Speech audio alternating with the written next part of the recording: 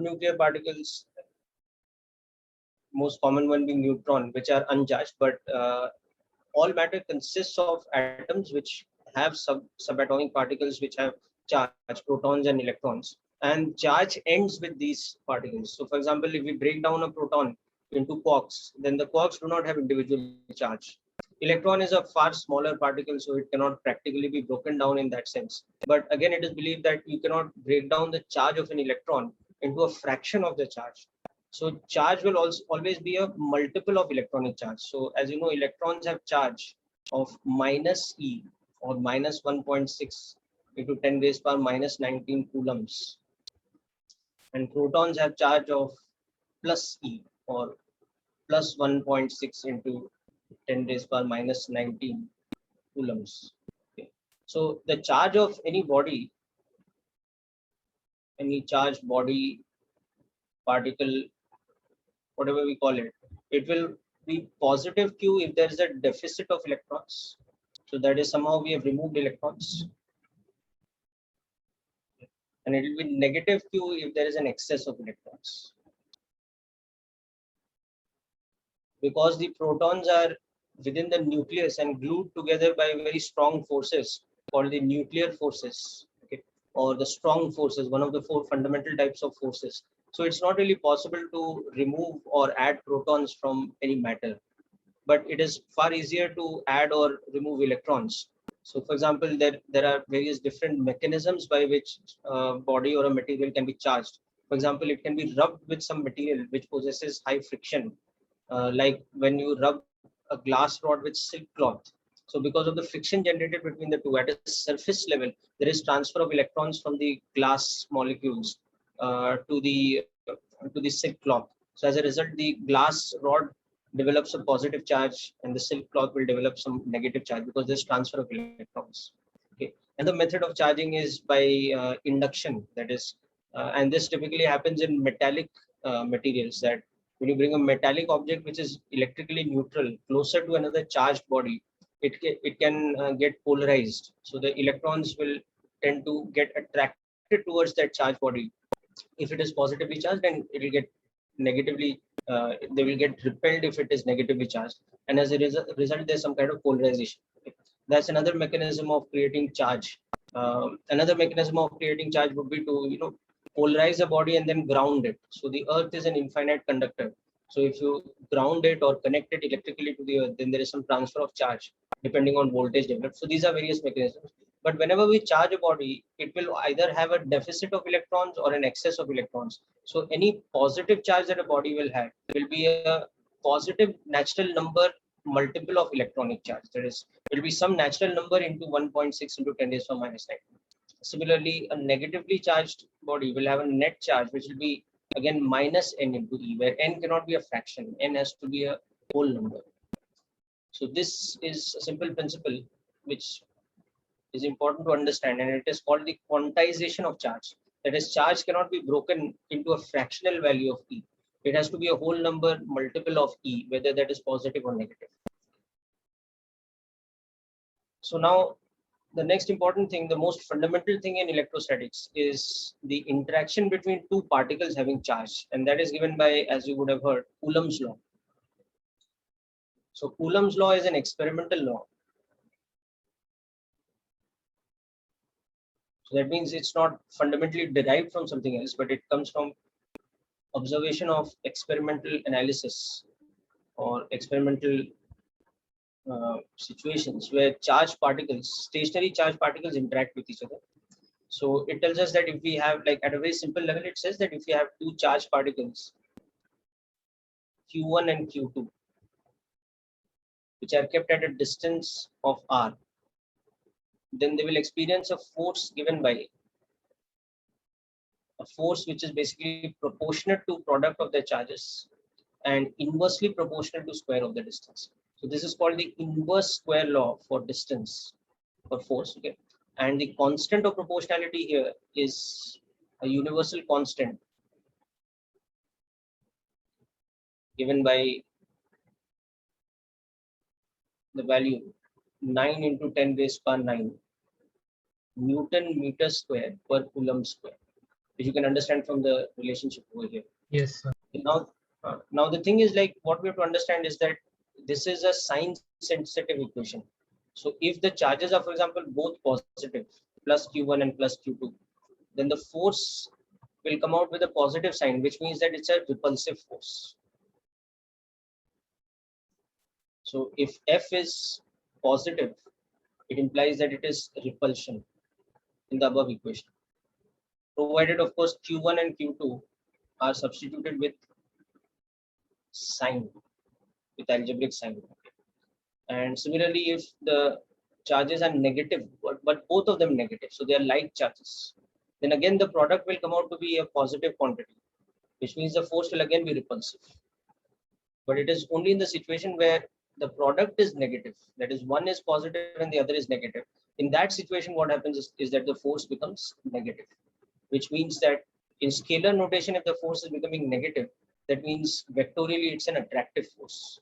So if we have a situation like this, where the two particles are attracting each other, it means that either this one is positive and this one is negative, or vice versa.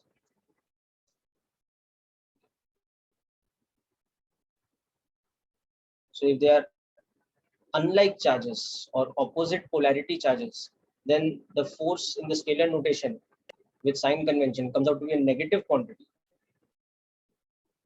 So that happens for like charges. Whereas if F comes out to be negative, that means there's an attraction or there's attractive force. That happens for opposite or unlike charges. The other thing you can also observe is the action reaction principle, that the force experienced by particle 1 because of particle 2 will be equal and opposite to the force experienced by 2 due to 1, which you can see in the diagrams. Okay, so this is the action reaction principle. So it is a fundamental force in physics, which is, by fundamental we mean that it is one of the fundamental types of interaction that happen between the particles of nature. Okay. So it's one of the 4 fundamental types of forces, namely gravitational force, which happens because of interaction of mass; electromagnetic force in general, which happens because of electric charge. So in electromagnetic forces, there is one part which is electrostatic, which is this one we are studying here. That is for the interaction between charged particles which are static or at rest. And magnetism we will study next afterwards, which is about charges which are in motion.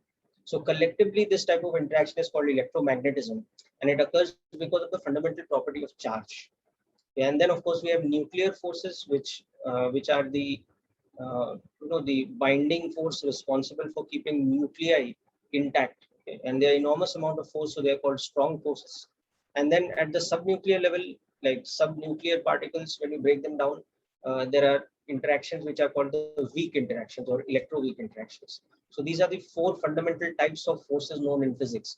And currently we are studying electrostatic, which is one of them. So this is one of the fundamental forces which is in agreement with Newton's third law, that every action has an equal and opposite reaction, which you can see in each of the 4 diagrams. So now at KVPY level, for example, what type of application we can expect? Let's see. So we can see questions which involve superposition of forces. That is, there are more than 2 charged particles. So there are more than 2 pairs. So we want to find the net force acting on any one particle because of the other. So superposition of what is called Coulombic forces or electrostatic forces.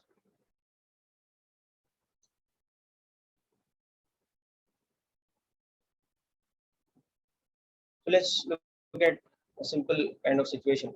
We have something like this. On the xy plane, we have kept 3 charged particles, A, B, and C. Now, A is located at the origin, B is located at a position which is 10 root 3 comma 0, and C is located at a position at 0 comma 10, where X and Y are in meters.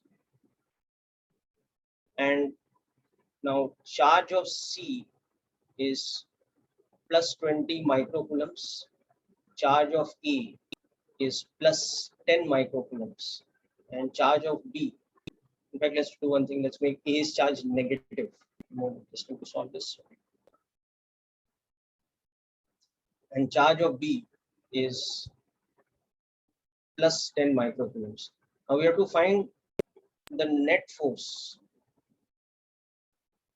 the net electrostatic force. Yeah, then I'll come to your question. So the net electrostatic force on the particle B due to A and C. This is what we have to find.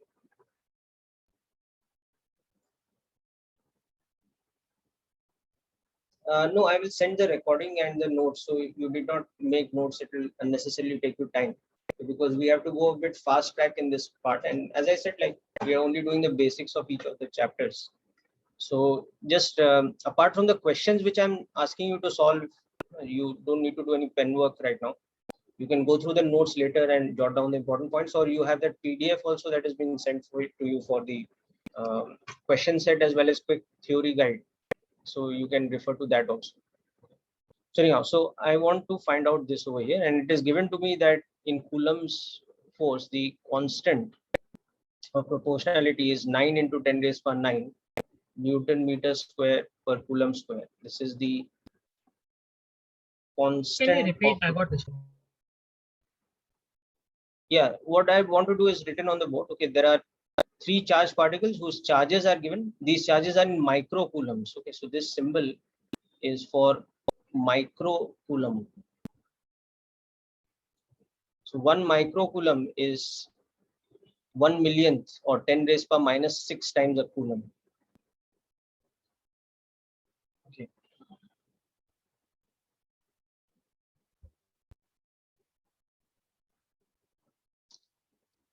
So we want to find the net force due to A and C, which is acting on B, the net electrostatic force.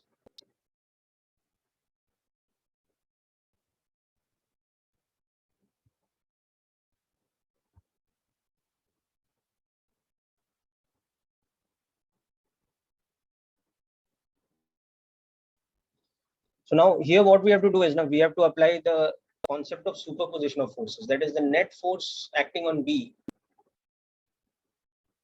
that we want to find out here. It will become the vector sum. That will become the force on B due to A plus the force on B due to C. So this is the force applied by A on B. And similarly, this is a force by C on. So we have to find out the vector sum.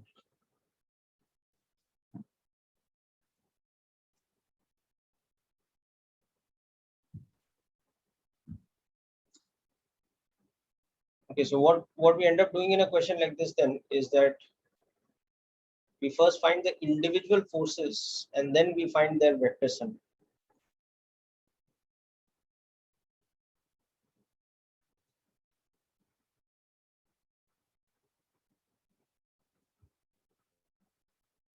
So you can see here, for example, that C is positively charged and B is positively charged. So C will apply what type of force on B? It will apply a repulsive. Yes, very good. It will apply a repulsive force. So that force will be like this. So if this distance is, let's say, RC, okay, then this force on B due to C, it will have a magnitude of how much? K QB QC divided by RC square. Okay. Whereas this one is at a distance RA. Okay. And this is applying, this is negatively charged, this, whereas B is positively charged. So A will apply an attractive force. So A will apply a force which is an attractive force like this. And the magnitude of the force on B because of A will be, now I'm writing this as a mod, so I'll write it as, because the direction I'm already showing in the diagram. So I can just right click. QB. QA. So first thing is I need to find out their magnitudes. Then only I can find out the vector sum by expressing them as vectors.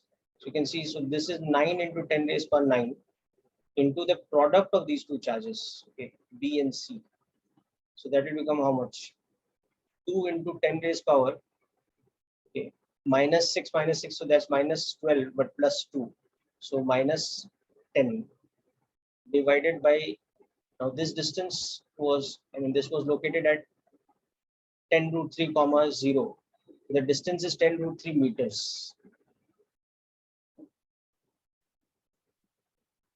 So this becomes 9 into 2 divided by 3 into 10 raised power. From the numerator we have minus 1 and from the denominator we have another minus 2, so minus 3. So 6 into 10 raised power minus 3 newtons or 6 millinewtons. That is the magnitude of this force. Similarly, you can see the magnitude of this. Excuse me, sir. Yes. Sir, RC is the length between B and C. Oh, sorry, my mistake. Yes. So RC Yes, will sir. It become will be 20. 20, right? Because this is 10 and this is 10 root 3. So this should be 20 meters. Yes, very good. So I'll replace this with 20. So this will become 4, right, in the denominator.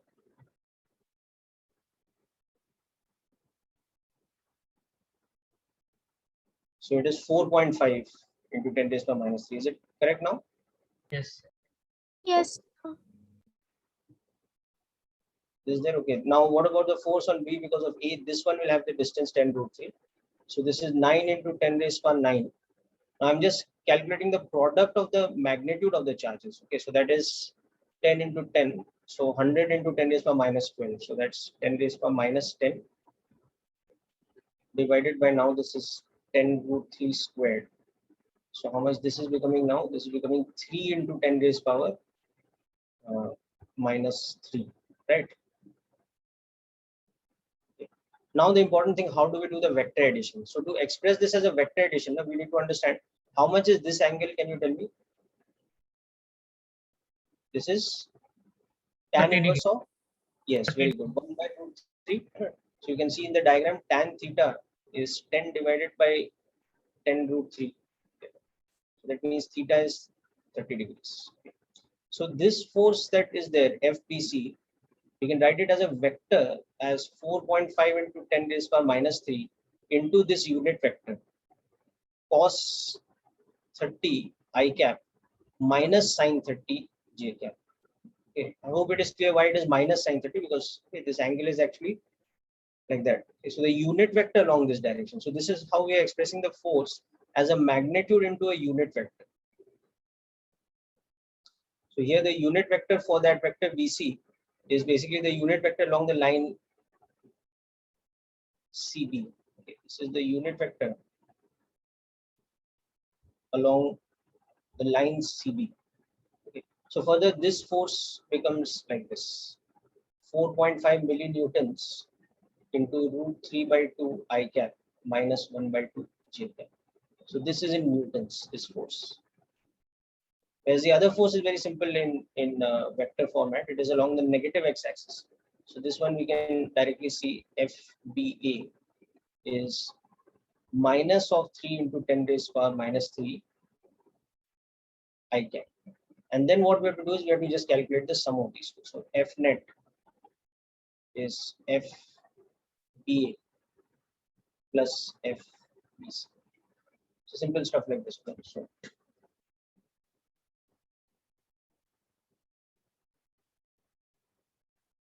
So this is one level of question that you can get from electrostatics in your KVPY, where you have 2 or 3 different particles and you have to find the net force on any one because of the other's electrostatic interaction.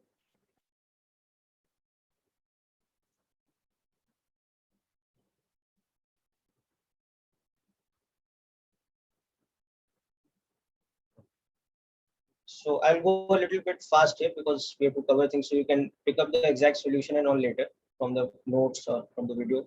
Okay, now next thing before we look at another question, you'll understand that the constant of proportionality in this formula, it actually depends on another property of matter, which is called the permittivity. So K is given by a formula 1 upon 4 pi epsilon naught. Okay.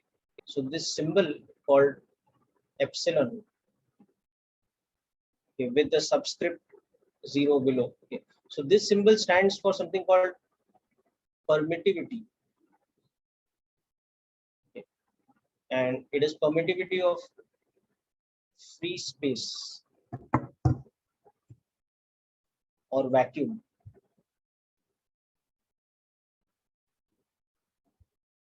Okay. So the constant of proportionality here is this value for, okay, so this applies when the charged particles are in free space. That is, they are in the vacuum of free space absolutely or atmospheric air. So at this stage, it's just enough to understand that the value of K will change if the particles are in a different medium. So we won't worry about that right now, how it will change, just enough to know that it will change. For example, if they are underwater.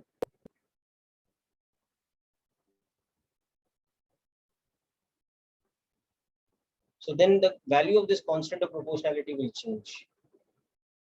Because instead of epsilon naught, which is the permittivity of free space, it will be replaced with epsilon, which is the permittivity of that particular medium. It will change because epsilon naught will be replaced to epsilon, which is the permittivity. Instead of permittivity of free space, it is the permittivity of the given medium.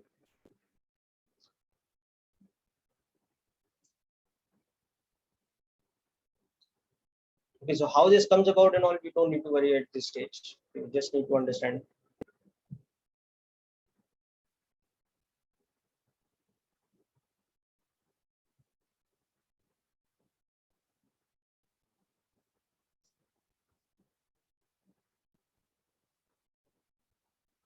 Okay, now next physical quantity related to electrostatics we study about is something called electric field.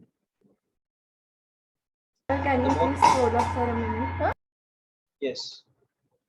Or the more proper name for it would be electrostatic field.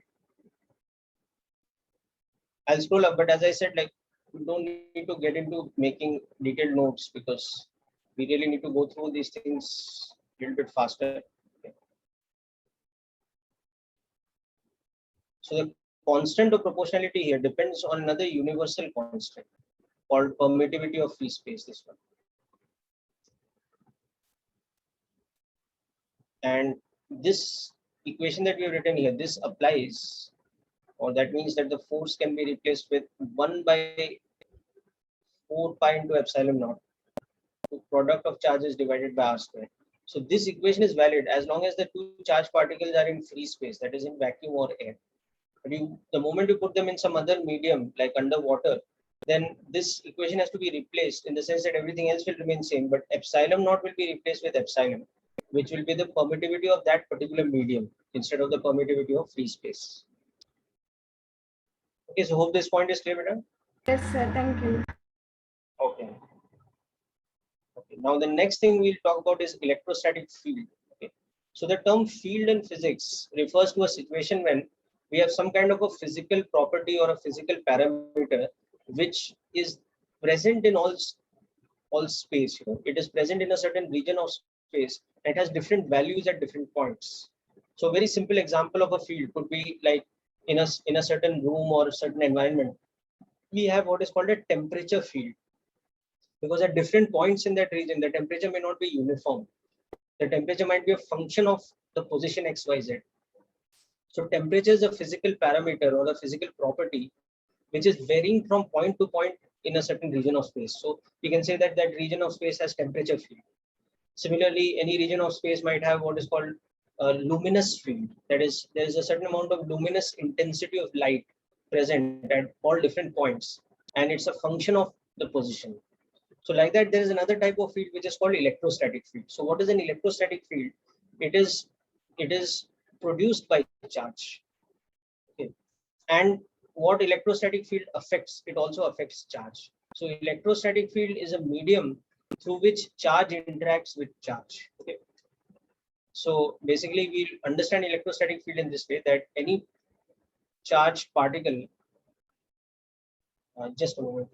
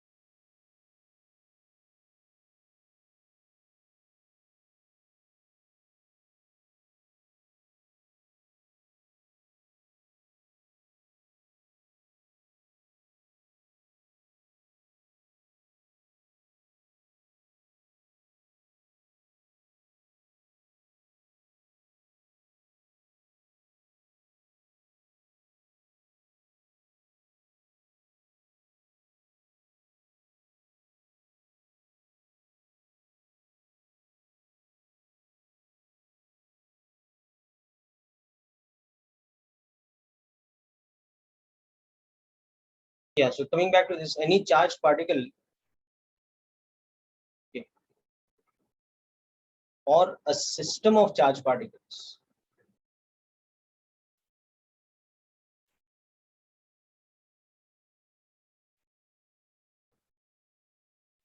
produces something called electric field, which we denote with the symbol capital E. It's a vector quantity.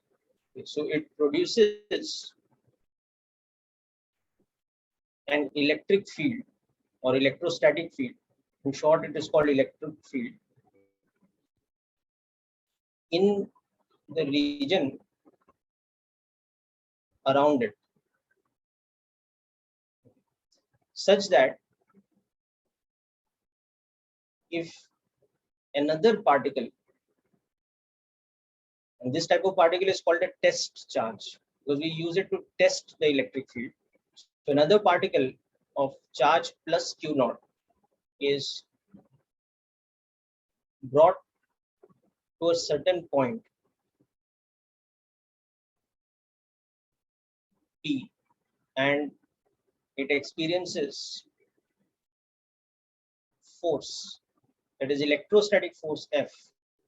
Okay, then the electric field at that point is given by the formula F divided by Q naught. Okay. So this is the electric field at the given point P, and F is the force on the test charge,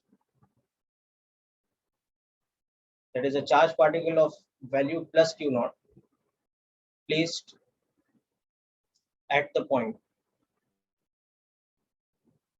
P. So from this definition, you can see that electric field will have the unit of Newton per Coulomb. The electric field will be in Newton per Coulomb. So the idea is something like this, like let's say we have some kind of a body which has charge, okay, and that is creating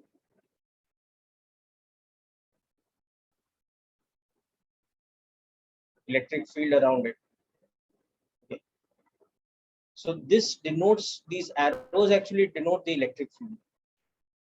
So these are called electric field lines. Okay, they are lines drawn to represent the electric field due to a system which has charge, a system of charge. So in this case, what I've drawn at the center of these lines, this is a system which is having charge.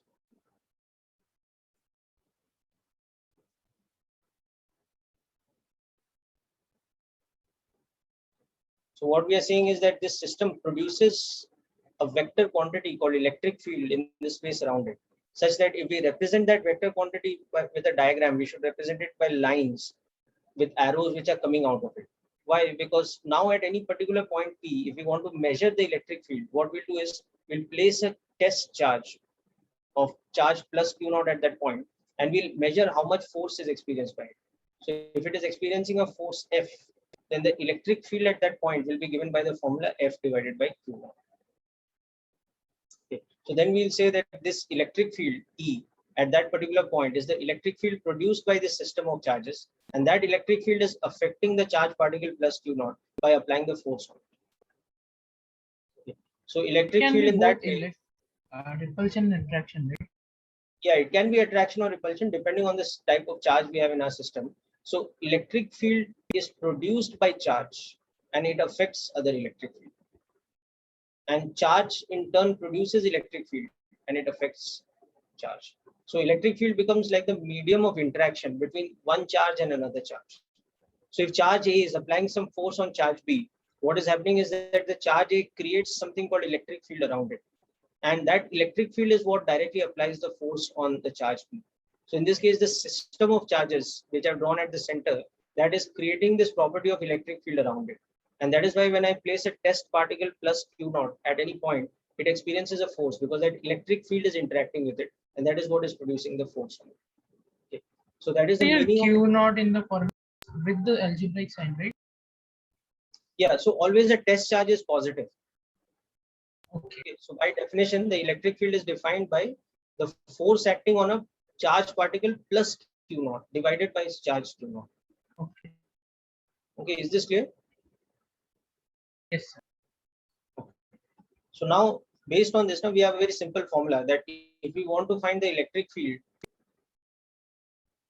due to a single charged particle,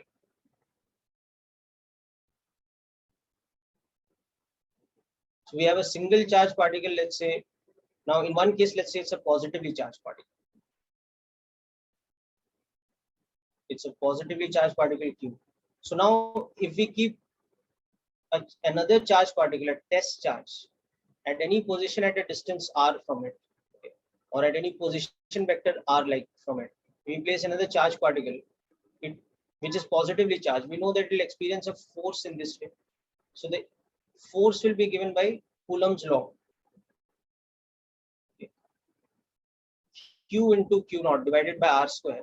And you can understand that its direction will be, we can say r cap, that is the unit vector along the position vector r with respect to this. Okay. So this one is the position vector. This is the position vector of the point P with respect to the charge particle. Okay. So r is the position vector of the point P with respect to our charge particle, in this case plus Q.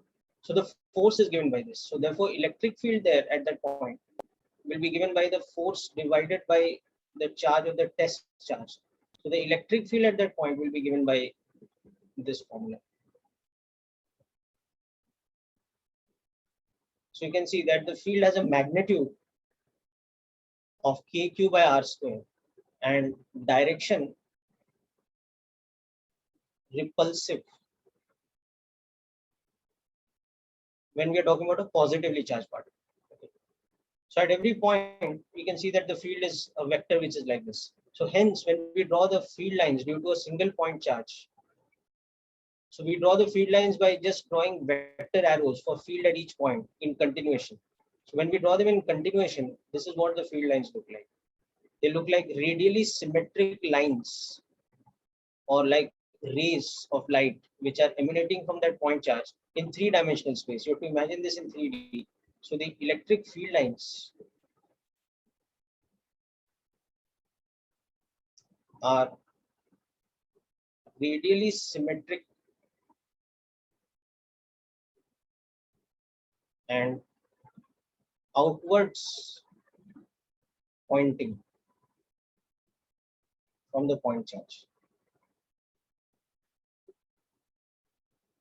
such that at any point P, which is at a position vector r from it, This is how we describe the electric field. It has a magnitude of kq by r square, and the direction is repulsive. Okay. So this is something important. You can make a quick run through or a note of it if you like.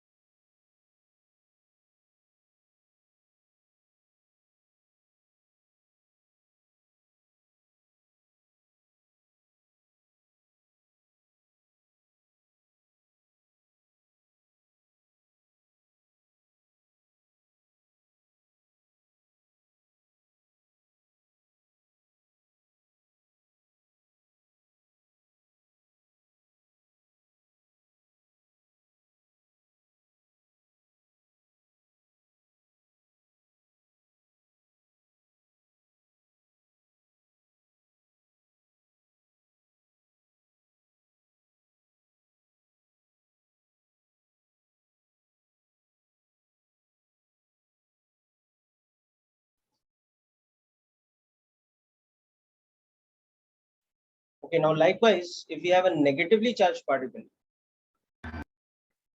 Sir, yes,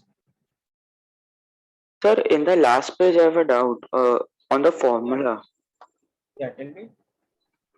So, what was that formula? F is equal to 1 by 4 R naught. What is that, sir?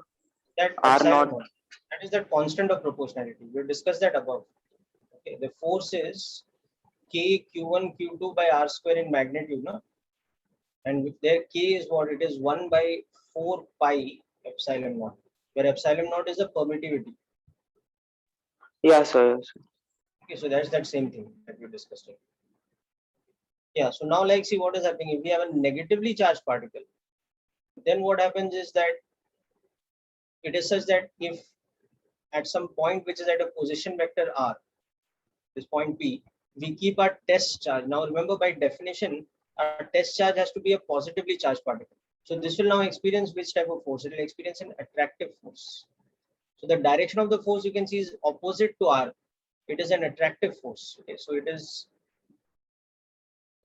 1 by 4 pi epsilon naught. Okay. Q into Q naught divided by R square. But the direction is now minus R cap. So it is the unit vector opposite to R. So it's a unit vector which is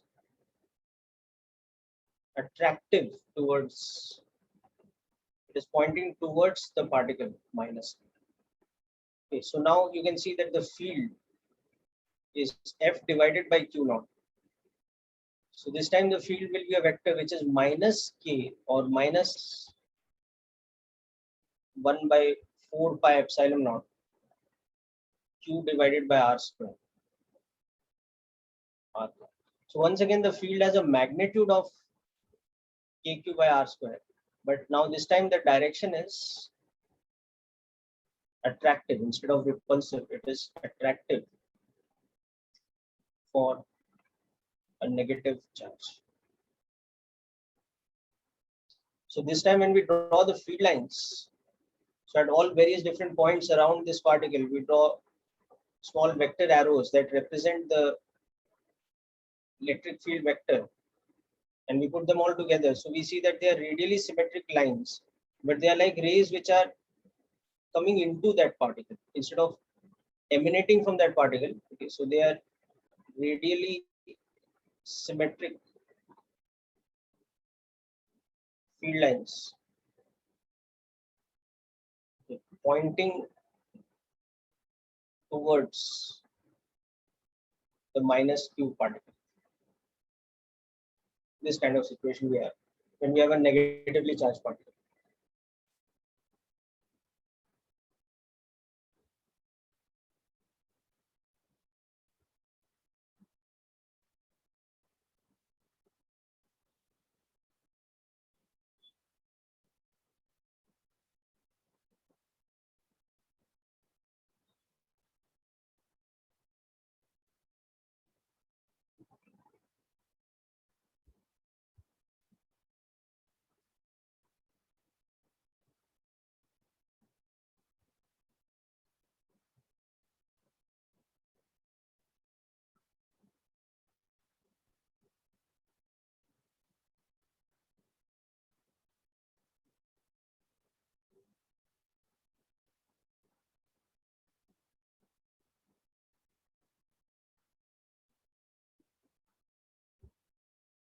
Okay, so now for example, if we have a simple question like this,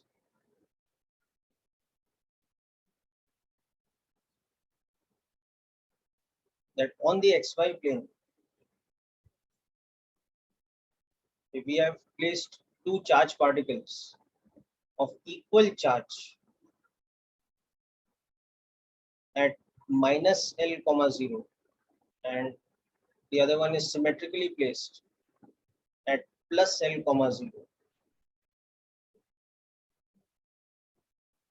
So we want to show the direction, just the direction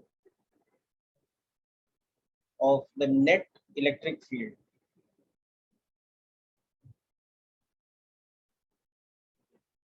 due to A and B at the origin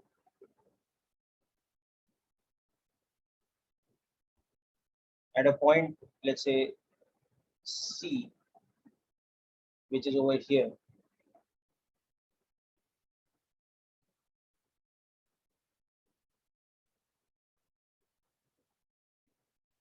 then at a point D,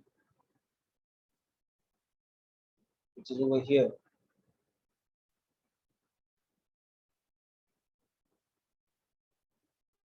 and finally at a point E, which is somewhere here.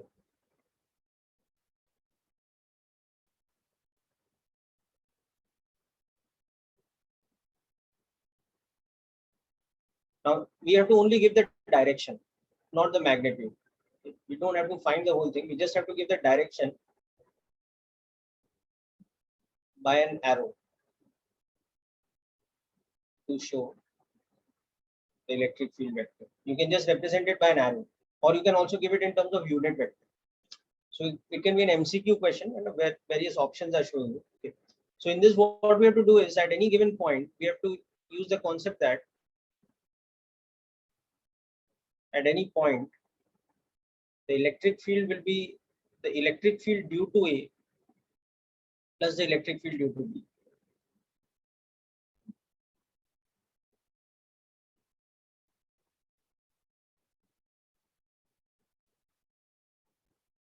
So again, in a sense, this is a superposition problem, but instead of superposing forces or adding forces, we are adding two fields.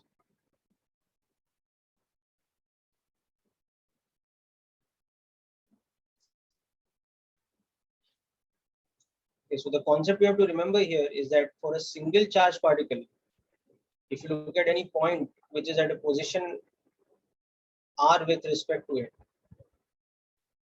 then the field it produces is a vector like this. It's pointing away, and the magnitude of the vector is kq by r square. So just apply that concept over here. You'll see it's quite easy to solve.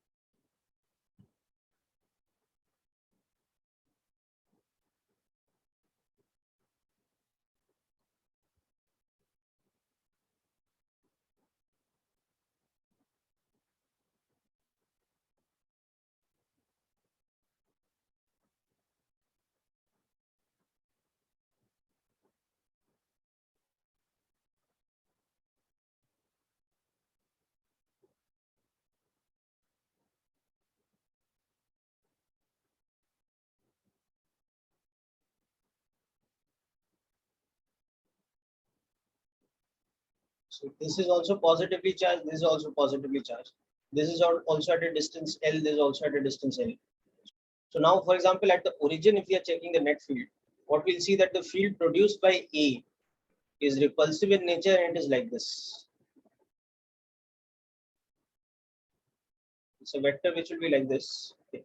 And the field produced by B will be repulsive from B and it will be like this.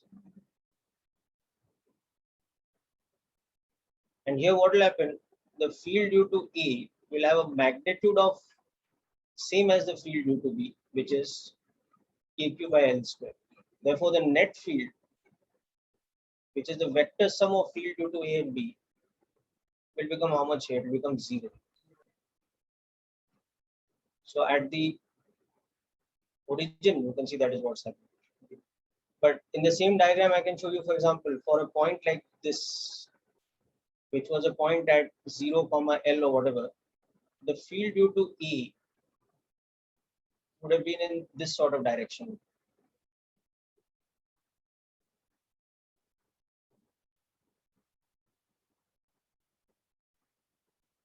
The field that E would have produced would be in this sort of direction at some angle theta like this.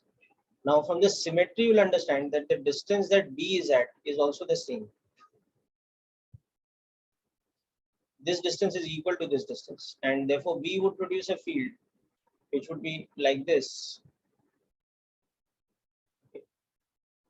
So for example, for that part, fourth or fifth or whatever that part was, at the point E, that is 0, L, the magnitude of field due to A is equal to the magnitude of field due to B, which is kq by r square. Again, both the thetas are same. So therefore, the net field will become along the y-axis because EA's sine component cancels EB's sine components and their cos components add up. So basically, you're ending up adding two vectors which are of same magnitude. If this magnitude is equal to this, and they're both at the same angle, so their resultant will be along this direction.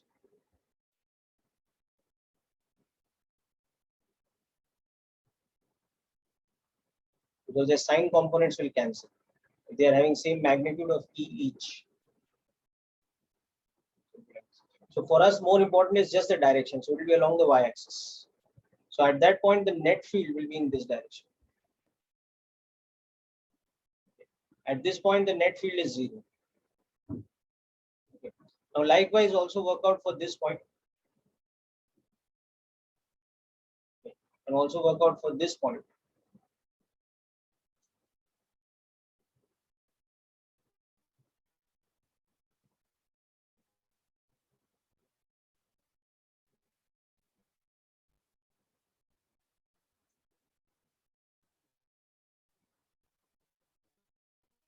What will be the directions?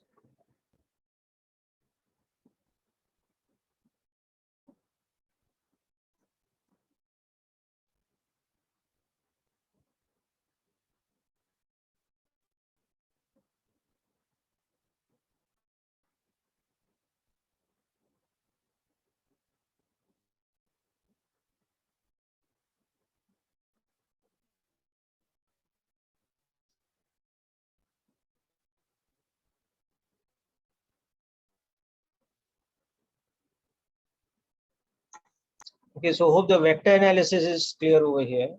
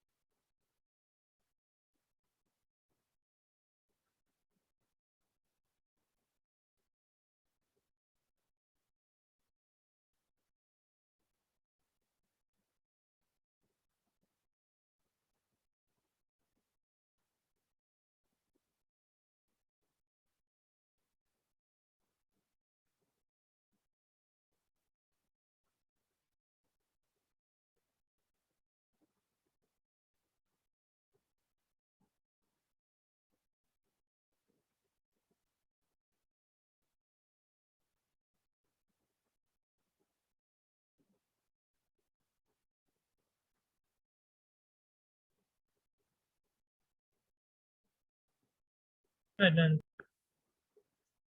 Okay, so let's check the answers. Give me a minute.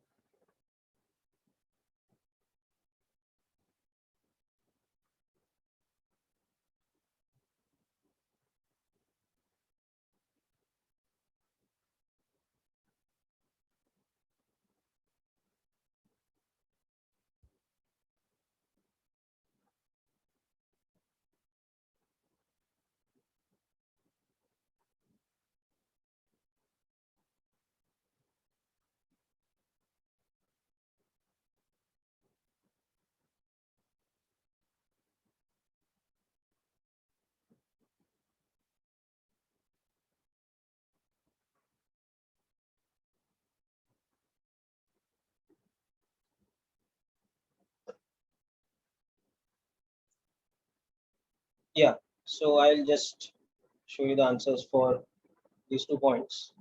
So for the point C, which is to the right of B, you'll see that the field is along the positive x direction, because in that case, both A and B are producing a field which is repulsive, which is towards the right. So at a point like this, which is C, the field produced by B will also be in this direction, and the field produced by A will also be in this direction. It will be less in magnitude, but it will be in the same direction. So the net field Y. Exact. is along, yes, along positive x-axis. But contrastingly, if you see this point now,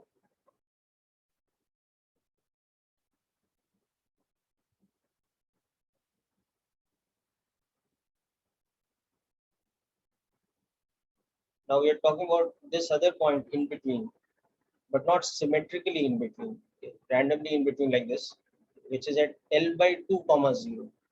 So this distance from B is only L by 2, whereas this distance from A is 3L by 2. Because the origin was here.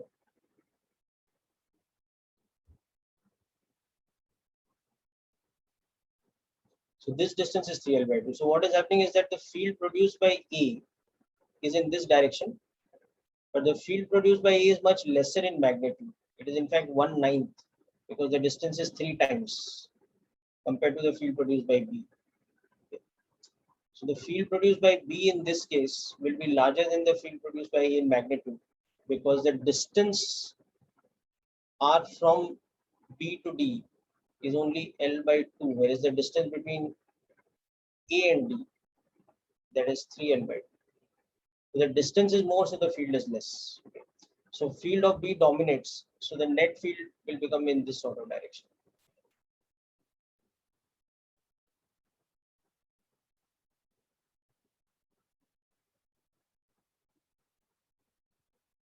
Negative x-axis.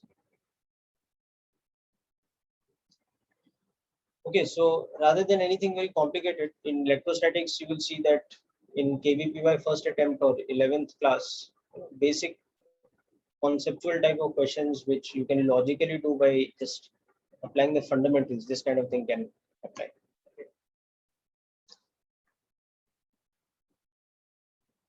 Okay, so next, before we wind up about electric field and go on to the next part, which is potential, we'll also discuss the electric field lines produced by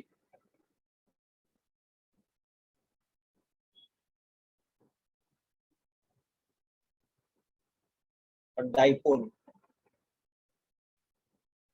So dipole is two particles of equal and opposite charge.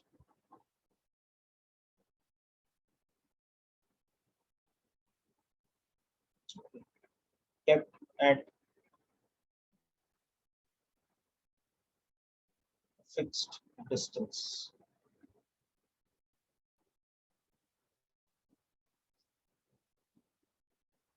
So if you keep a positively charged particle and a negatively charged particle, same magnitude of charge but opposite in sign, then this kind of an arrangement it's kept at a fixed distance L, let's say this kind of an arrangement is called an electric dipole. So now you notice something, that if you look at any point which is lying on the bisector of the dipole, so at a point like this, what will happen is, if I name these particles A and B, A will be creating an attractive field towards itself like this, and B will be creating a repulsive field away from itself like this, and they will be symmetric. So the net field at a point like this will become like this in direction. Likewise, you'll see at a point like this also the net field will be like this. So the same thing is happening. This will create a repulsion, this will create an attraction, and their vector sum will be along this direction. But for example, if you also see that at a point like this, the field due to the positive charge will dominate because it's closer compared to the negative charge. So the net field will be in this direction. Whereas again, at a point like this, the field due to the negative charge, which is attractive in nature, that will dominate. So if you look at 2 points on the axis of the dipole, this is called the axis. The electric field points like this. It points along the direction of negative to positive. Okay. Whereas if you look at any point on the what is called the equatorial plane, the plane that bisects the dipole, or in a two-diagram direction, this is equatorial line. That is the one which perpendicularly bisects the dipole. The electric field will be parallel to the line joining the two particles. Okay. Now, if we expand this idea a little, now at a point like this, for example, you can see that B will produce a comparatively stronger electric field like this, whereas A will produce a comparatively weaker electric field like this. So the net field, which is the vector sum of these two, become like this. It's kind of not exactly repulsive, but still going away because the positive charge is dominant.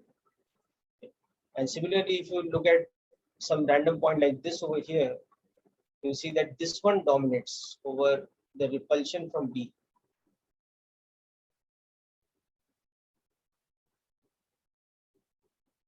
So the field is in generally this sort of a direction.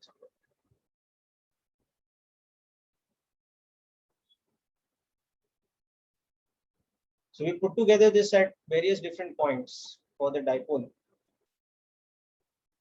You'll see that the electric field line diagram, by joining all these vectors, drawing them as very small vectors and then joining them, you will see that it looks like this. They look like rays which are starting out from the positive charge, then going and terminating at the negative charge. The type of thing that you've seen for magnetic field also, due to a bar magnet or a thin coil.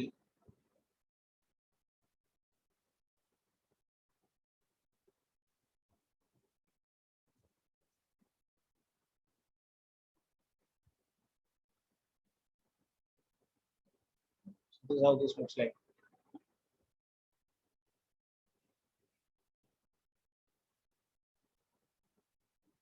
So these are the field lines due to a dipole. And you can see how the construction of the field lines in a diagram actually gives you an idea about what kind of interaction the two particles are also having with each other. They are attracting each other strongly.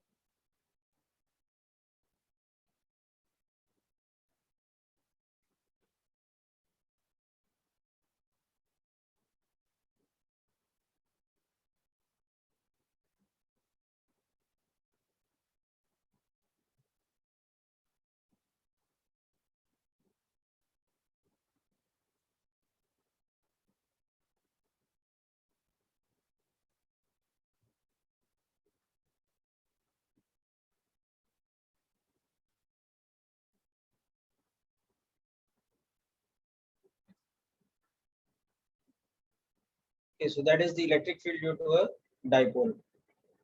Now moving on from electric field to the final concept that we'll discuss for electrostatics. Another physical property of a charge system, it is called electric potential or electrostatic potential.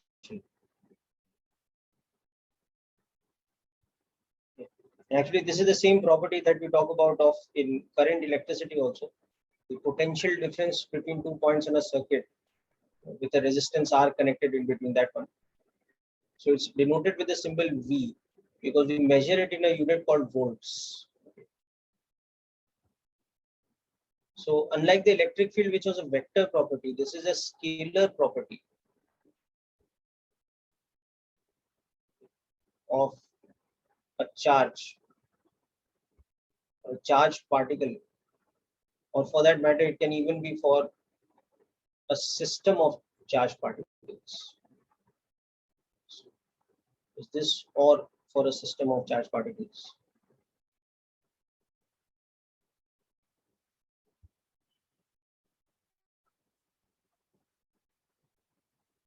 So this is defined in this way that let's say we have some kind of a system of charged particles. Now again, it's just by default I'm taking it as positively charged. It could be that it's having negative charge also. Or it could be that it's having a combination of positive and negative charge both. Everything is possible. Okay, so this is a system consisting of charged particles.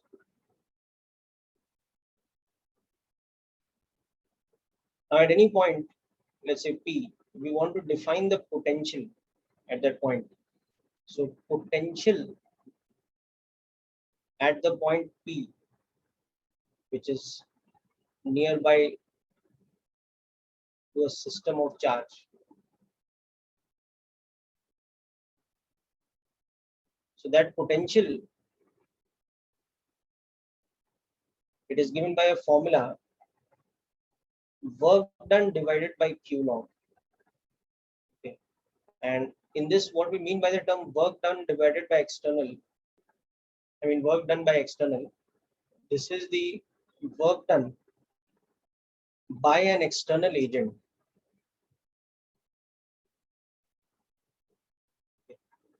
To bring a test charge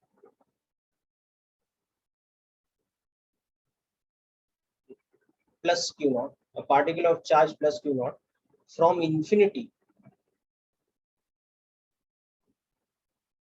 to the point P. So this becomes the potential at the point P. So since potential is measured in work done per unit charge, so potential is measured in joules per coulomb, okay, or what is more commonly called as volts. So 1 volt is equivalent to 1 joule per coulomb.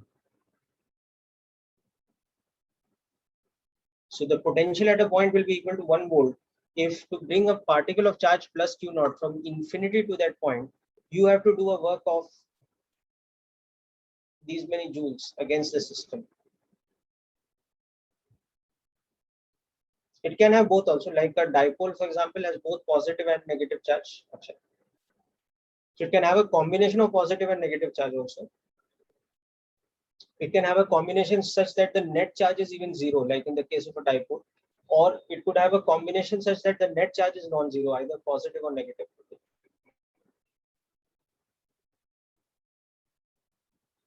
And then of course there can be systems which have only one type of charge, either only positive charge or only negative charge. That is possible.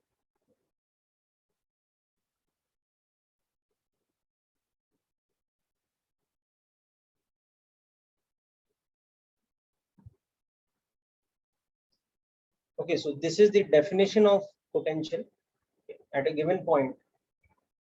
So basically potential is again the property of a system which in the first place is creating electric field. We have a system which has got charges, it will create electric field, and that electric field is a vector property. It's a vector field created by the property of charge, whereas the same property of charge also creates a physical quantity called potential, which is a scalar property of that system at every point around it. And that potential is nothing but work done to bring a particle from infinity to that point divided by its charge, which is plus q naught. By convention, we take such a test particle as a positively charged particle, as we discussed before.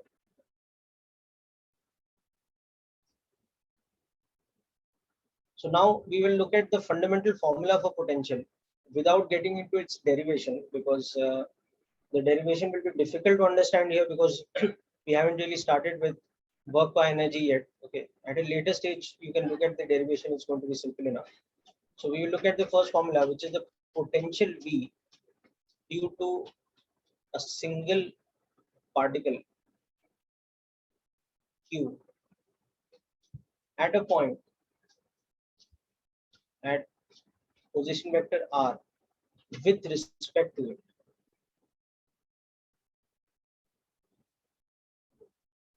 So once again,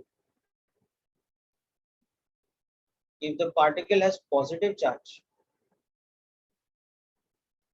then at any point which is located near the particle or in its vicinity at a point P, the potential is given by the formula. V is given by the formula, V is the potential.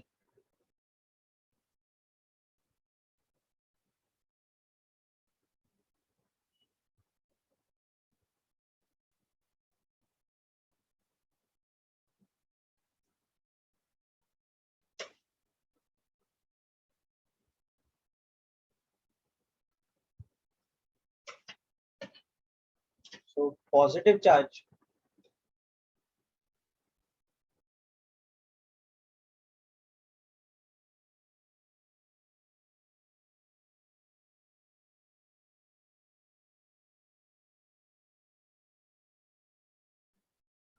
So positive charge creates positive potential. It's easy to understand that, because after all, in the presence of this charge, if I'm bringing another test charge, okay, what will happen is this charge will repel it with an electrostatic force.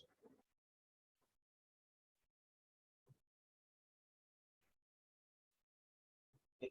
So to balance that, we'll have to apply an external force. And as the particle is coming from infinity to such a point, it is displacing along this line. This is the line of displacement. So you can see that the work done by the external agent will be a positive quantity. So potential, which is the work done by the external agent, divided by the charge of that test particle plus Q0, that will be positive as expected. So not only that, it is now given by this formula. Now, as I said, the derivation of this formula we will not do right now for KVPY. You just remember it as a formula, and I'll show you how to apply this in various different situations.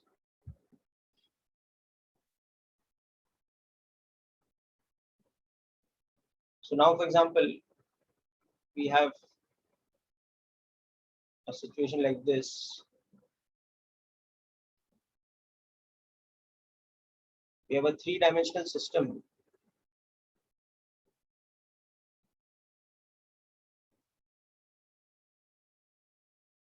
This is the XY plane and this is the Z axis. Now let's say what we have done is we have kept two particles plus 2Q0 and plus 2Q0 at 2 points A and B on the Y axis. And we have kept another 2 points or another two particles C and D of charge minus Q0 each. Now E is kept at the point 0, L. P is kept at the point 0, minus L. C is kept at the point L, 0. D is kept at minus L, 0. So it looks like a carom board when you view it from above. And the charges are given. So this is having a charge of plus 2Q0. This is having a charge of plus 2Q0. This is having a charge of minus Q0. This is also having a charge of minus Q0.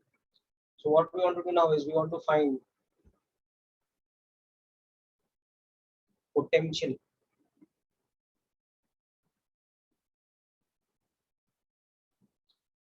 potential due to the four particles at 4 points.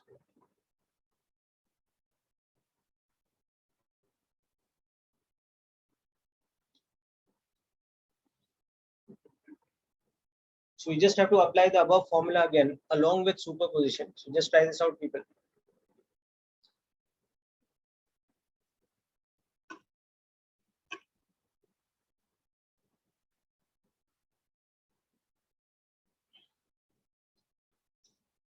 So just a minute.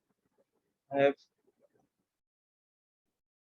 written the question wrongly. We want to find the net potential due to the four particles at a general point like this, which actually lies on the z-axis.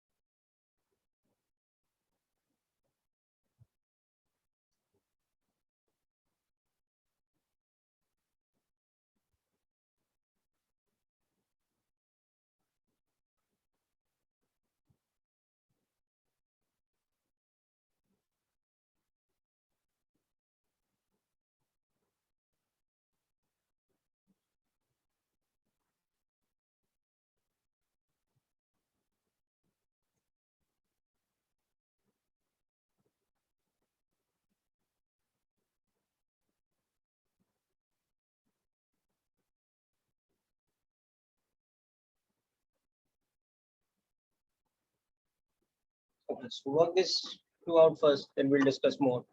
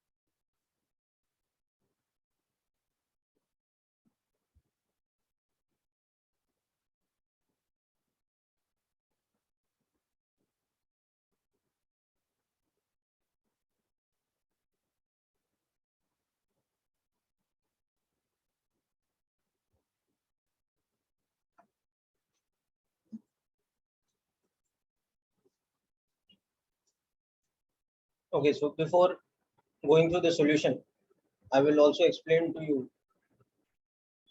So this is the potential at the point P. This is the potential at the point O. Now we have to find the work done by an external agent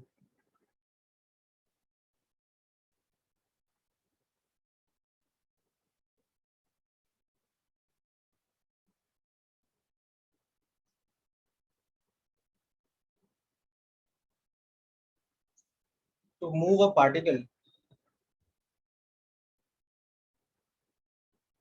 of charge plus Q naught from the point P to the point O. So through this, we will understand a quick application of the concept of potential. Yeah. So let's understand the first part. Now for the first part, you have to understand that the net potential at this point P will be the sum of the potentials because of all the four charges put together. So if I just look at the diagram in the YZ plane, my point P is here at a distance L from the origin, and my particles A and B are each located at a distance L from the origin, but each of plus 2 Q naught and plus 2 Q naught. Okay. So each one is at a distance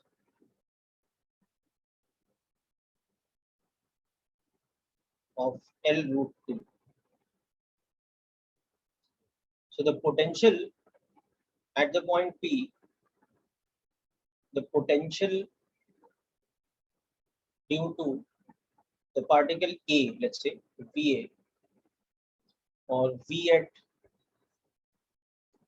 P due to A, you can see will be KQ divided by R. So that will become K into plus 2 Q naught divided by L root 2. Similarly, the potential due to B will also be the same.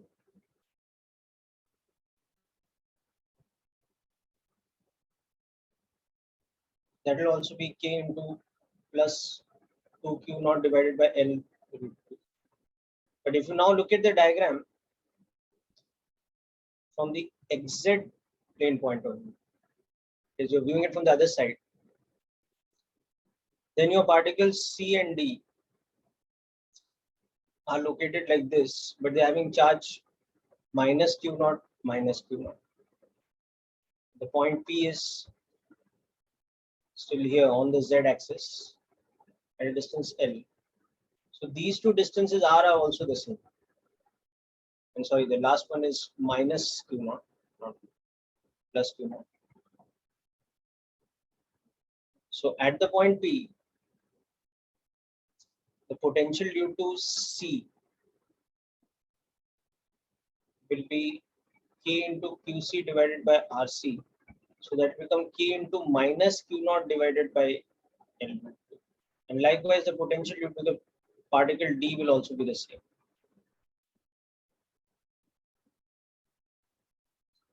So now the net potential at the point P plus 2. Yes, it will become the sum of the potentials due to A plus B plus C plus D. You can see 2 plus 2, 4 divided by root 2 minus 2. Okay, so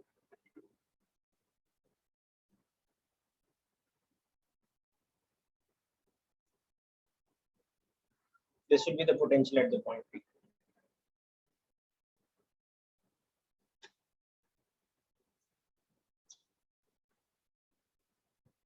Now do a similar analysis to find the potential at the point O.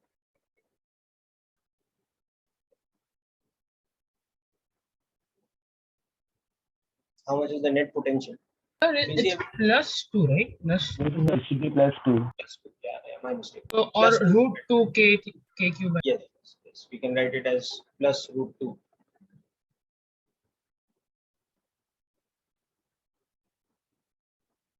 Okay, this is.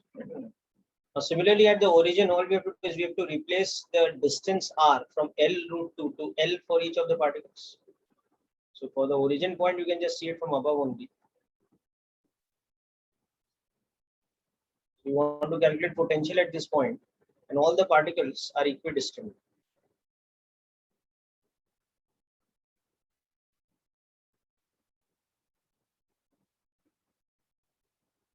Whatever order, it doesn't matter.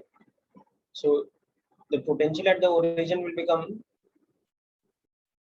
K into plus 2 Q naught plus 2 Q naught minus Q naught minus Q naught divided by L. So 2 times K Q naught divided by L.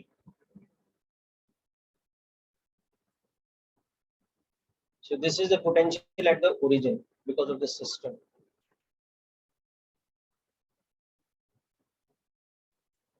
So now that brings to the third part. To move a particle of charge plus Q naught from the point P to the point O, the work done by the external agent will become the charge of the particle multiplied by the potential difference. So this idea comes from the fact that work done is, or potential is equal to work done per unit charge, but from infinity to a certain point. So now if you want to calculate work done divided by charge of the particle, that is potential difference between one point and another, that will be equal to the work done by an external agent to move the particle from P to O divided by its charge. So we're just reversing that definition, that if potential is equal to work done divided by charge, then work done is equal to potential multiplied by charge. So here, instead of infinity to P or infinity to O, we are bringing the point from P to O. So the work done will be charge of that particle multiplied by the potential difference between O and P. Okay, so this is an application example of the above concept. Okay, so here the work done by an external agent will be equal to 2 kq naught divided by L minus root 2 kq naught divided by L. So it's a positive quantity as expected.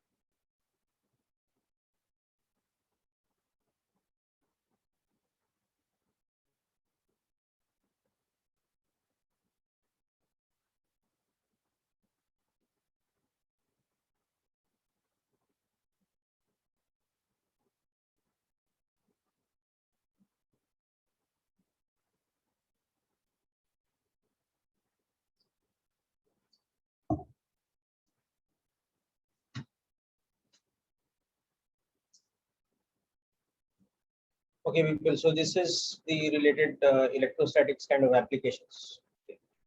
Now, as I told you, electrostatics is a much deeper as well as much wider subject at JEE level. But this is just like an introduction to electrostatics, what we require for KVPY. Now, moving on, we will look at the next concept of, application in this section, which will be the concept of capacitance.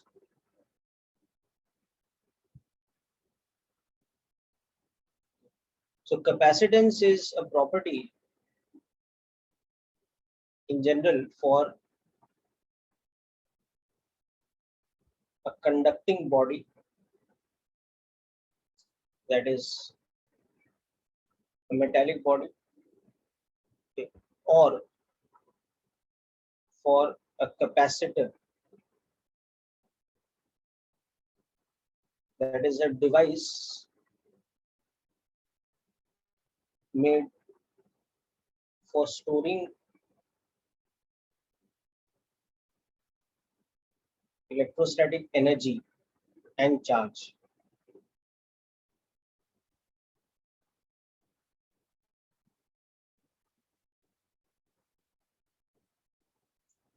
So this device consists of a pair of metallic plates.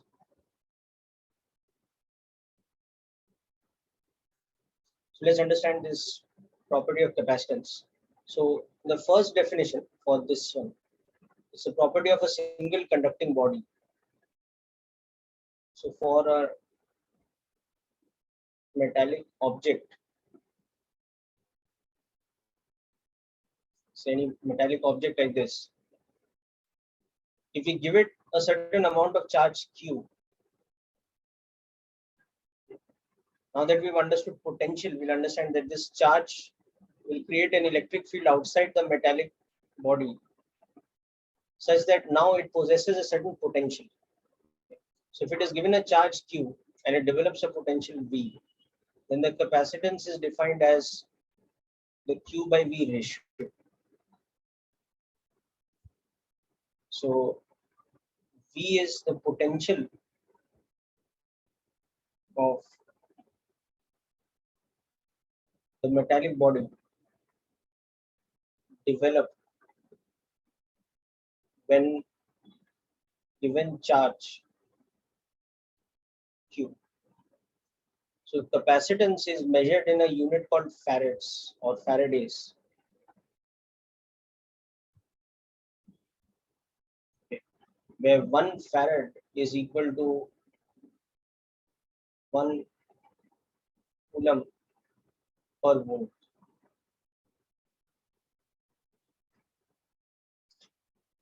So metallic body will have a capacitance of 1 farad if it is designed in such a way that giving it 1 coulomb of charge will result in its potential becoming 1 volt.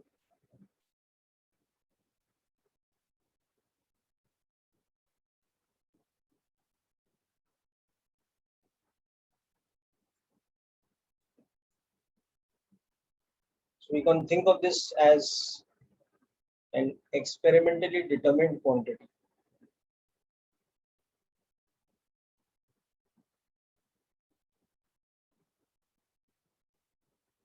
Now let's look at an example question with its application. So what happens now is, suppose we have two metallic bodies, A and B.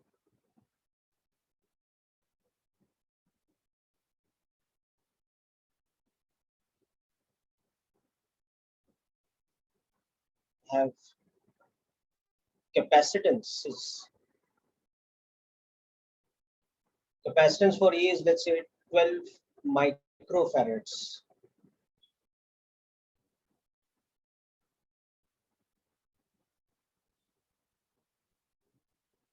And capacitance of B is 4 microfarads. Okay. Now what is happening is, initially we have given A some charge. Is given a charge of plus Q, and B is kept neutral. So initially A is given charge Q equal to plus, let's say, 20 microcoulombs, and B is uncharged. First of all, find the potential of A and the potential of B initial. Now next what we do is we join an A and B via metallic wire. This is metallic wire or a conducting wire, what it is called. So as a result of this, what happens is that A's charge becomes less than what it was before, and B has some charge transferred onto it. Because charge transfers through the wire from a region which has deficit of positive charge or excess of deficit of negative charge or deficit of electrons. It will transfer to a region which has same number of electrons as protons, such that a certain amount of charge, let's say delta Q, would have transferred from A to B, so that eventually when the system settles down, this has charge QA, where QA would definitely be less than the initial charge it had, and this has developed a charge QB. So the second part is about this now. So after A and B are connected with a conducting wire, delta Q charge transfers from A to B. So now find how much charge is left in A, how much charge is transferred to B, and what is the common potential. I'm telling you as a hint that the potential will be equal, but how much that will be. Okay, the common potential that A and B will have, how much will that be? Because charge always transfers from higher potential to lower potential. Because if a region is having higher potential, that means in that region positive charge tends to get repulsed. Okay, and if a region is having lower potential, or even if it is having negative potential, so if it's having lower potential, that means it repels less compared to the region having higher potential. But if a region has negative potential, that means it's attracting positive charge instead of repelling. So in either case, you can understand that positive charge will flow from a region of higher potential to a region of lower potential till what happens, there is a steady state or an equilibrium state in which potential is balanced out. That is, potential remains equal. Okay. So through this example of the capacitance and transfer of charge and all, we will eventually also understand very basic sort of working principle of a battery or a electrolytic cell or an electrochemical cell or whatever that maintains a constant potential difference. We'll understand that a little bit better also, but first try to work this out.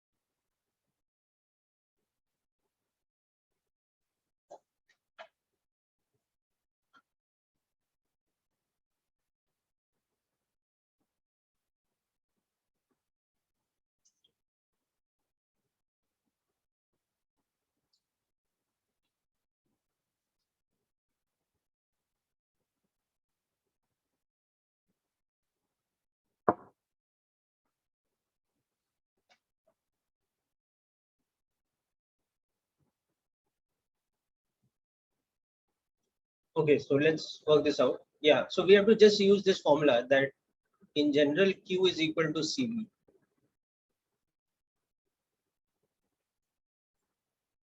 Or this is the relationship between charge and potential. If we give a body a charge Q, it develops a potential according to its capacitance, which is like this. So initially what is happening is that the potential of A will be the charge we have given it divided by its capacitance. So we've given it a charge of 20 microcoulombs and its capacitance is 12 microfarad. So this will become 20 by 12 or 10 by 6 or 5 by 3.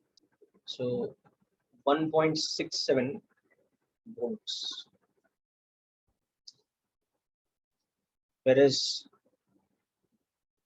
B has zero potential because charge for B is zero emission. Now when we connect them, what happens is that if a charge Q transfers from A to B, delta Q amount of charge transfers from A to B. So the final charge of B becomes delta Q and the final charge of A becomes Q naught minus delta Q. But what is the condition when the charge transfer is completed? How, or in other words, till when will charge transfer or how much charge will transfer? It will be that the potential of A will become equal to the potential of B, which is some V suppose. So now what you can see is that in the final situation, QA plus QB should be equal to Q naught. So QA plus QB should be equal to 20 microcoulombs. Okay, that is one equation. But the potential should be common. VA should be equal to VB. So that means QA by CA should be equal to QB by CB. So QA by 12 microfarad should be equal to QB divided by 4 microfarad. So you can see that QA is to QB's ratio should become 3:1. So this will tell you 15 that and 5. so 1/4 of the charge will transfer to B and 3/4 will remain with A. So 4 microfarads of charge will transfer to B and 16 microfarads will remain, sorry, microcoulombs will remain with E. Okay, so QA should be 3/4 of Q naught and QB should be 1/4 of Q naught. So the charge that transfers is Q naught by 4 or so 5, isn't it? 5 Yes, sir. microcoulombs, and the final charge of A is therefore 15 microcoulombs and final charge of B is 5 microcoulombs. Not 16 and 4 but 15 and 5.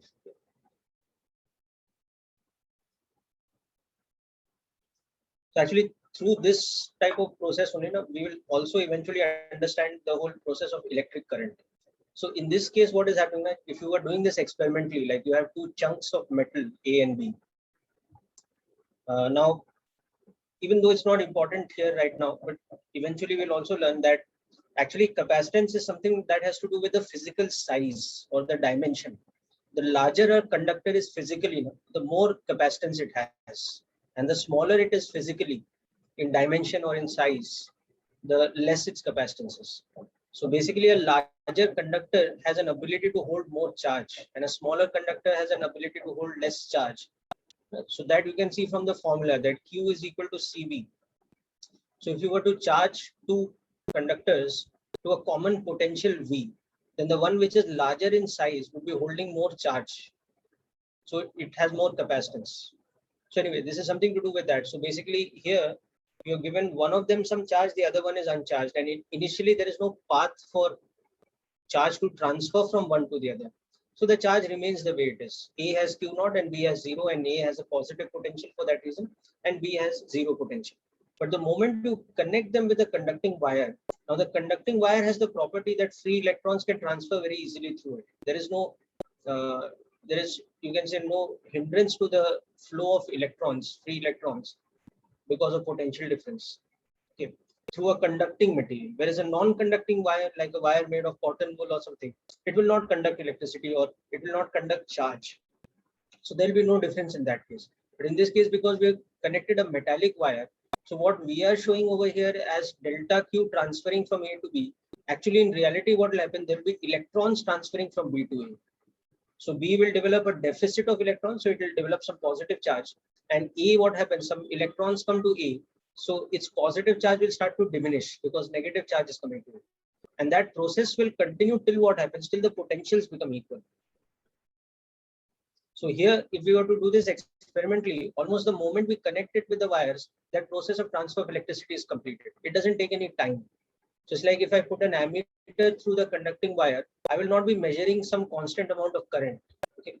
Almost in a flash of a second or in a microsecond or so, this charging process would have got completed, the transfer of charge from one to the other. And again, there will be no further charge flowing through the wire. So the current measurement in the wire will show to be zero.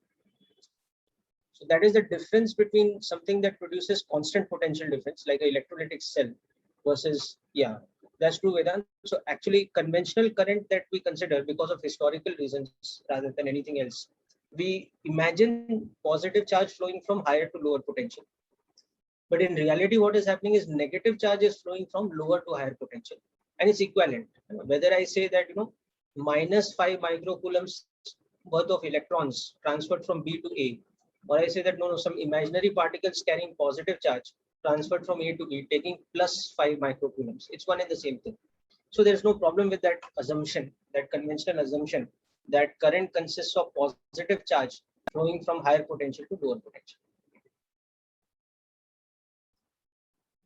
So now at this stage, we will not be looking at capacitors as devices storing energy and all that. That we'll look at in the JEE syllabus. However, we will look at one particular formula of capacitance, and that is for a single conductor, and that is for a spherical metal conductor. If we have a metallic sphere, okay, and for some complicated reasons which we will not get into right now, we'll see that if we have a metallic sphere, which can be either a solid sphere, okay, or a hollow shell, it makes no difference. As long as its surface is made of metal, either way it's fine. So it's a metallic sphere of radius capital R. It has the property, the formula for capacitance.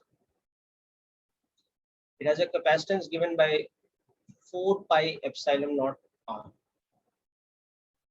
So which also tells us that if given charge Q, it will develop potential V, which is Q by C, which is 1 by 4 pi epsilon naught Q by R. So this is a property of a metallic, or what we call conducting sphere.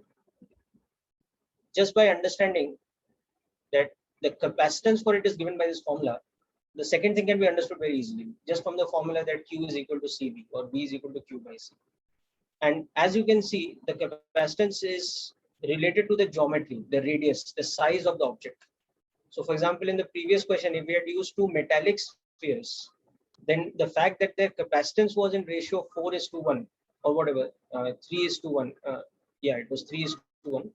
It means that the radius of the larger one is 3 times the radius of the smaller one. That's why its capacitance is 3 times.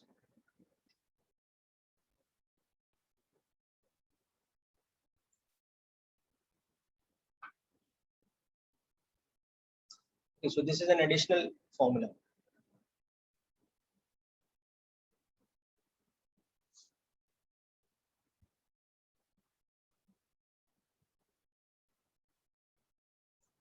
Okay, so for example, you have this type of question, that you have 3 identical spheres, A, B, and C. They are identical metallic sphere.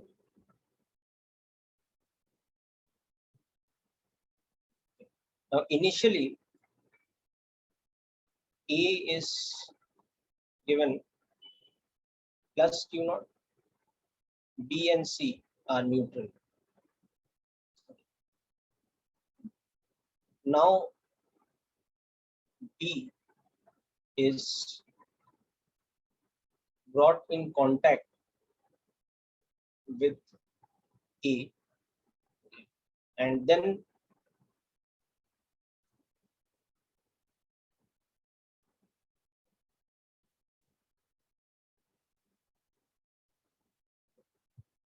in contact with C. Now again, or now B is again discharged and again brought in contact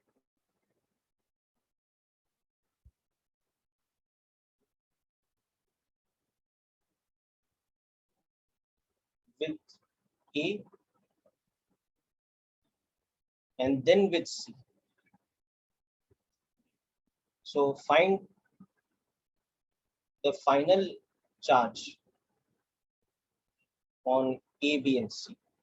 On each of these, how much is the final charge after this sequence of events is done?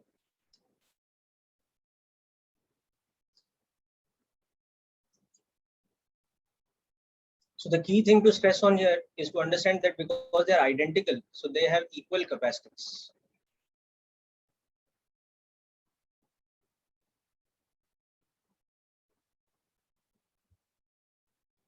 Okay. They have equal capacitance, let's say C1. Okay. So now the idea is, suppose we have one sphere which has capacitance C0 and it has been given some charge plus Q. Another sphere which has capacitance C0 but 0. What happens if these two are brought in contact?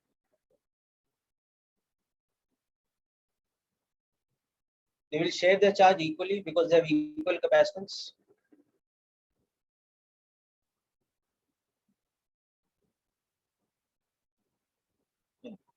They will exchange Q by 2 charge. So that what happens finally is that potential of A becomes equal to potential of B, becomes Q by 2 C0.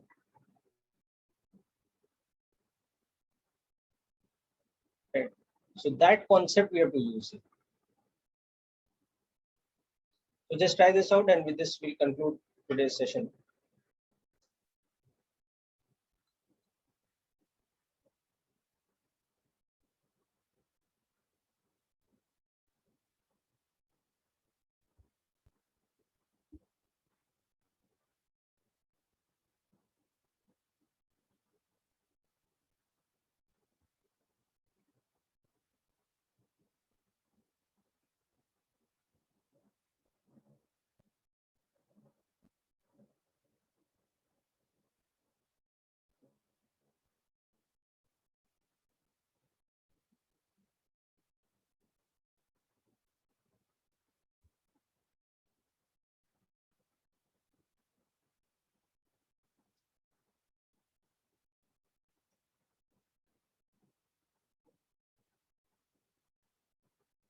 Okay, so I'm going to start with the original situation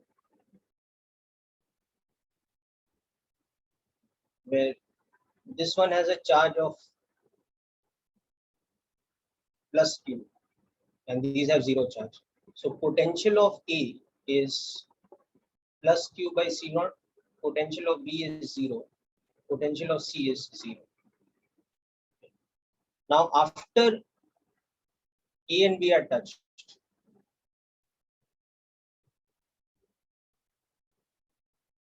you assume they are touched and then they are separated. So what happens is now they share this charge half and half because they have equal capacitance.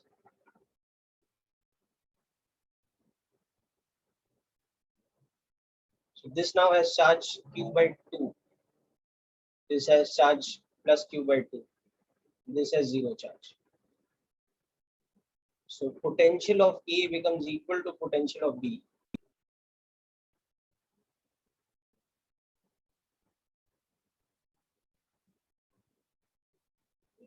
And potentials of C is 0.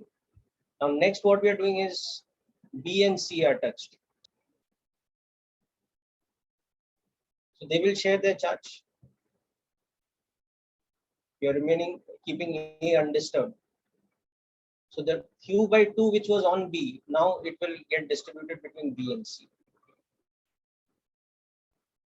So this will have Q by 4 remaining and it will give Q by 4 to this. So the potential of B will become equal to the potential of C, which will be Q by 4 C naught. Whereas potential of A will remain what it was in the previous diagram. It's holding its charge. It's like this. Now what we are doing next is that we are discharging B.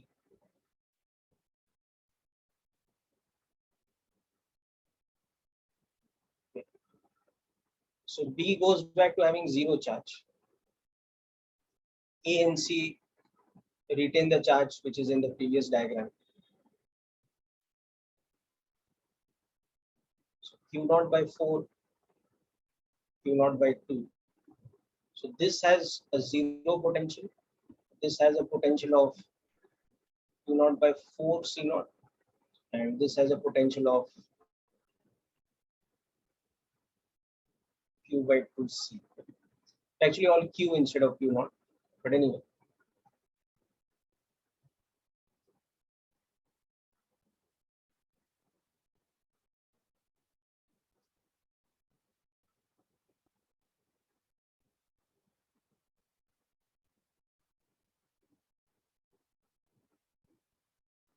Okay, and now just one event is remaining. Actually, 2 events.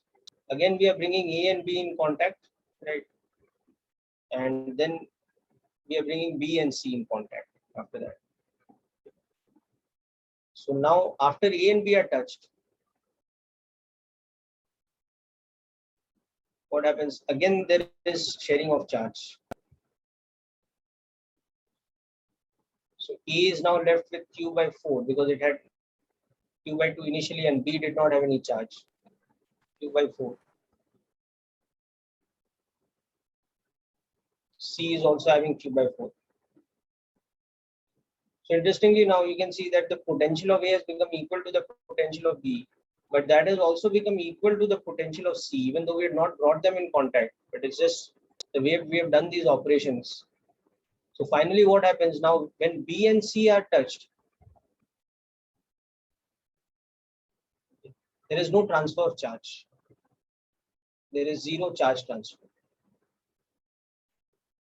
because already the potential of B was equal to the potential of C. So this remains the final equation, that QA is equal to QB is equal to QC, which is Q naught or Q by 4, and potentials are equal.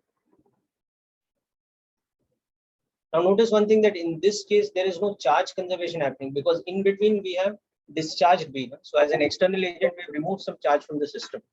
So conservation of charge is not happening. Finally the charge of A plus B plus C is not equal to the initial value.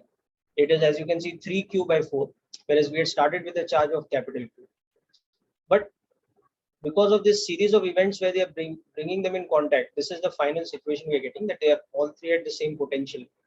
And this all of course depends on the values that we have. Suppose instead of starting with A having Q and B and C being neutral, we had started with A having Q and B being 0 and C having some charge, like maybe minus Q or maybe plus 2Q or something, then we would have got different set of answers. But the concept is same.